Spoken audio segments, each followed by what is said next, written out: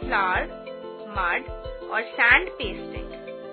Materials required: colors,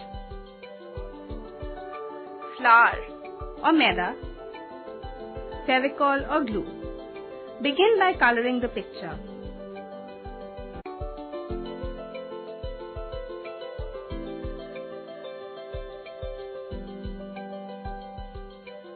Then apply fevicol or glue on a part of the picture where the flower has to be pasted.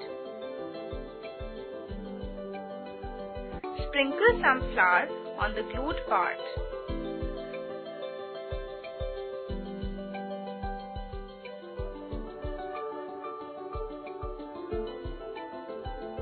Then tilt it and shake off the extra flour. Your flour pasting is ready. You can paste sand and mud also following the same steps.